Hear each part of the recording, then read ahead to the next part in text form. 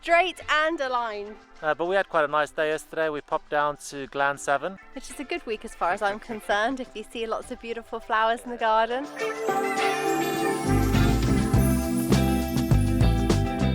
A super urgent, very exciting delivery from Thomson Morgan. My Jerusalem artichokes have arrived. I didn't even know you could grow these in the UK. I just happened to see on a whim a couple of weeks ago when I was on the Thomson Morgan website that they were selling the plugs, the Jerusalem artichoke plugs. We absolutely love cooking with Jerusalem artichokes. You can make the most delicious sauces and the most delicious soups. So I'm really excited about putting these in. I've already allocated a bed for these. So they've arrived as plugs. I'm going to pop them in, and hopefully by, I think, autumn, we should have our own Jerusalem artichokes.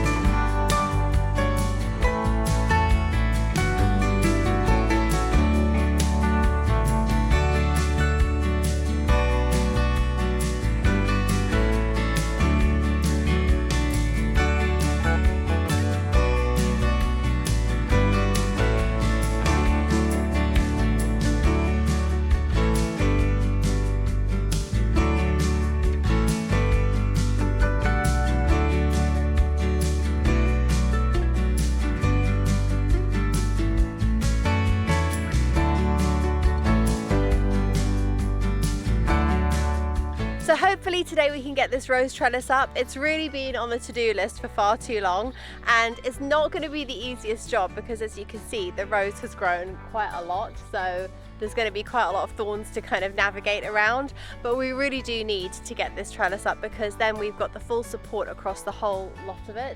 Because the support, we've got a trellis up at that end, but we didn't realize that we would need a trellis at this end. So we're going to put the trellis up at this end so that the whole thing is supported all the way across, and we'll keep it nice and tidy and from falling forward, which will be much better.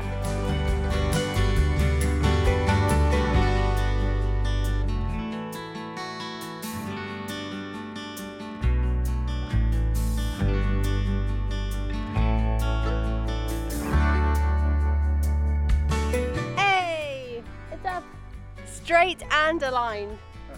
Amazing. And secure. And secure. Absolute bonus. You can see how much it's extended it though. It's really good now.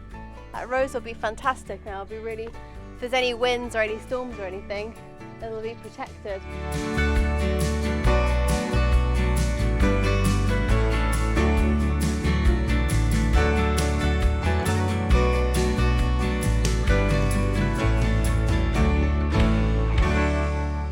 The sound of the bees coming from here, I don't think we're going to be able to pick it up with the mic, but it literally sounds like you're next to a beehive. But it's, for me, it's just a really calming sound. Like it's not like a frenetic buzzing, it's just a really gentle buzzing hum. It's really nice to kind of see them all out doing their thing. And what's really special about here is that we just have so many different types of bees. So we've got like a lot of different types of bumblebees and solitary bees, and then honeybees, and so it's just really lovely to see all the different types of bees. I have noticed that this year, even though we do have quite a lot of bees, I don't think it's as many as we had last year. Last year we seemed to have a lot, and the actual bumblebees were like really big bumblebees, whereas this year the bumblebees look really, they're really tiny ones, small ones. But it's just really lovely to have them buzzing around the garden, because as a gardener, when you've got your garden with that sound, you know you're doing something right. You know that, okay, the garden is doing what it's supposed to be doing, so it's supporting a lot of different types of wildlife. Yeah, I really love it. It's looking really good. It's just looking, so this is really beautiful. It's going to be really nice when we actually have the other side come up, because on the other side we planted in, like, I think it was a year or 2 years after we did this one, so we didn't actually kind of appreciate that that's what it was going to do, and we actually wanted it to kind of creep over the door. So once this one grows up over the next few years, then we have the full arch, and then this is a potato vine, and it'll flower twice a year for us. And what's really lovely about it is it's also evergreen, so in the winter, even though the flowers die back, we still have a few leaves on it. So it's just a really, really lovely vine. I think highly recommend potato vine if you need something to give you flowers and also kind of give you that greenery throughout the whole year. And the herb garden's looking really good as well. The sage, we've got white and purple sage, and I didn't realize actually when we planted sage, a few years ago, when we didn't have any idea what we were doing in the garden, that there was different colors of sage. So there's purple, I think I've seen pink as well, but definitely obviously purple and white. But I really love it because it's like an evergreen herb, so the actual leaves will stay on it throughout the winter. Might look a little bit scraggly and not as its best, and certainly not with any flowers on, but it's still kind of got that bulk, so it kind of still fills in a space in the garden.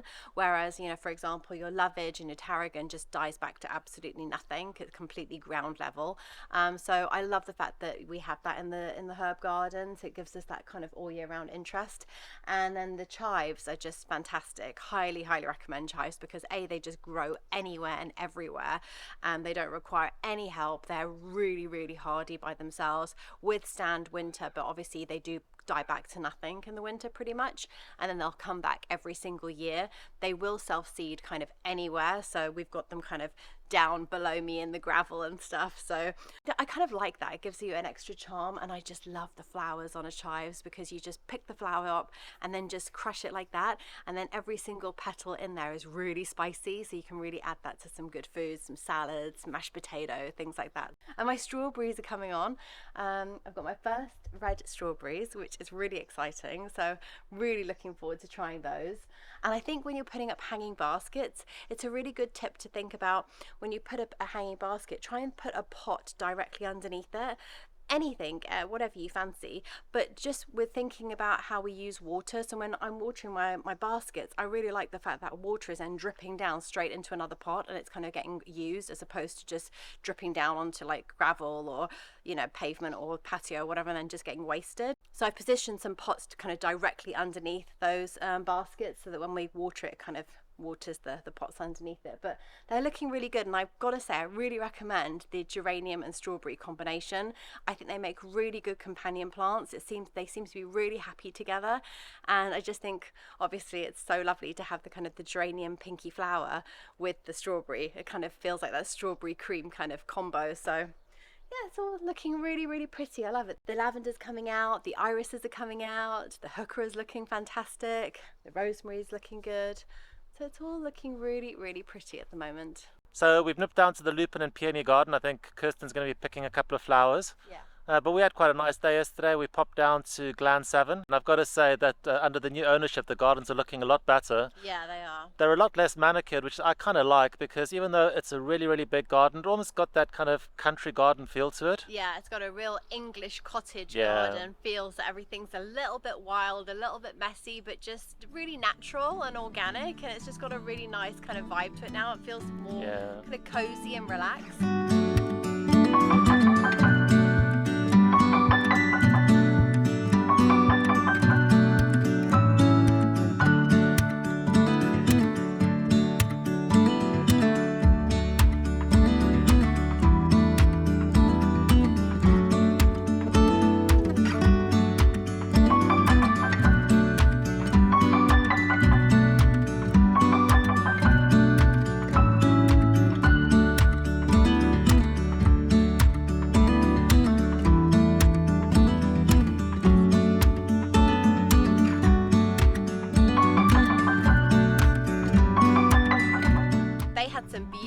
Lupins, not many peonies actually. I think I only saw one peony, and it was really lovely to see how obviously years and years ago a gardener had positioned the lupins kind of inside the flower bed, so kind of scattered them around, so they were kind of growing up through things, and I just thought that was really lovely, a really nice kind of way to use lupins. Obviously I've done it very differently, kind of more structured.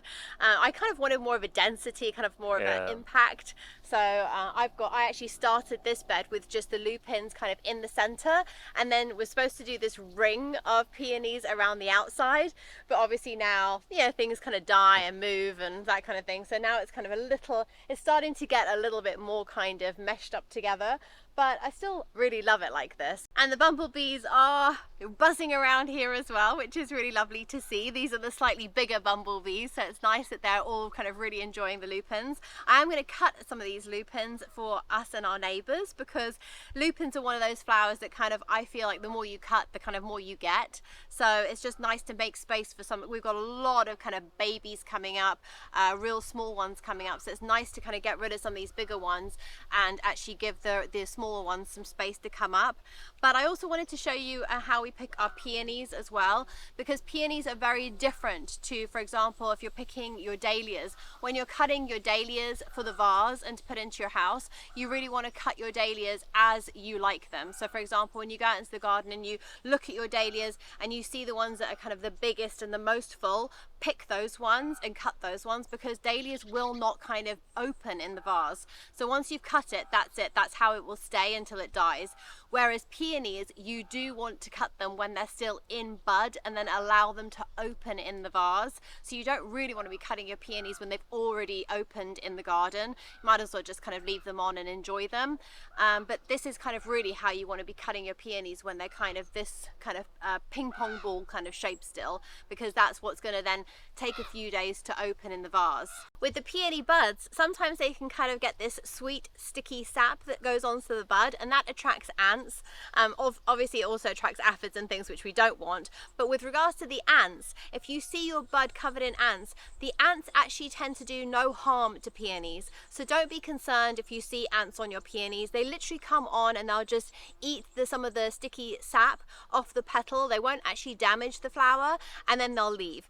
In fact, there is a theory that actually sometimes just the fact that they eat that sap, it actually helps the petal and the bud to kind of open. So it's obviously hasn't got that kind of sticky glue holding it together, so it actually wants to open a bit more. So if I want to pick a peony that's got some ants on there, what I'll do is I'll just cut the flower, give it a bit of a shake, give it a bit of a blow the ants off as much as I can, and then before I go into the house, what I'll do is I'll just take the whole thing and dunk it upside down into a bucket of water. Just a quick one, a quick dunk like that, and then that'll typically just remove any kind of like little gnats or anything else that's left on there, and then just tip the bucket of water out so that they can obviously go on their merry way, and then we can take the flower in and know that it's nice and clean for when we're using it. And then I will remove as many of the leaves as I can at the bottom, so no leaves going into the water in my vase, because obviously that will contaminate your water and make it dirty and muggy and kind of algae and horrible. So I'll just remove and snip off any leaves and then just leave the leaves at the top, and then that's kind of it.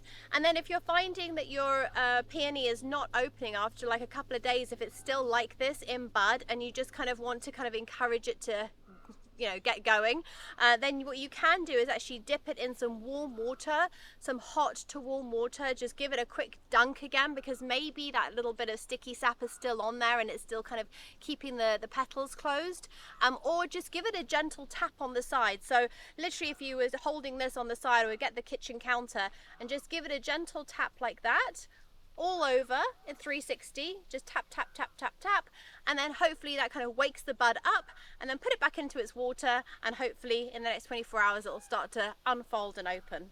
So that's it for another week. It was a very sunny week, and I have to say it felt like we saw a lot of flowers this week, which is a good week as far as I'm concerned, if you see lots of beautiful flowers in the garden. Our garden is full of beautiful colour and flowers and things at the moment, and it was lovely to see the flowers at Glansevern. I love walking around other people's gardens or other, you know, estate gardens and stuff. I think it's so inspiring to see like what else is out there and what else you can do, and really strongly encourage you, if you've just moved into a new property in a new area, or have moved to a new area and you've got a new garden, you're not really sure what to do with it, just literally go out and check out other people's gardens. So if you can get to like a National Trust or a house or an open garden, or the RHS have those kind of open gardens they do during the summer, and see what's growing near you, because sometimes it can be really surprising that the things that you think that you wouldn't expect to grow in your area actually do really well. So it's definitely worth kind of checking that out. We've got a really exciting giveaway that we're going to be running next week, so if you don't want to miss out on that, we're not going to tell you what it is, so you'll have to tune in to see what that giveaway is. But it will be for something very useful in all households, Definitely. And in the garden and indoors, so it's definitely worth it for everybody to tune in. So we hope that you had a nice, relaxed, warm, sunny weekend. Yeah, enjoy the weather. It's so beautiful being outside at the moment, and the temperature is just perfect. Amazing. Thanks for watching, and we'll see you next week. Take care. Bye. Bye.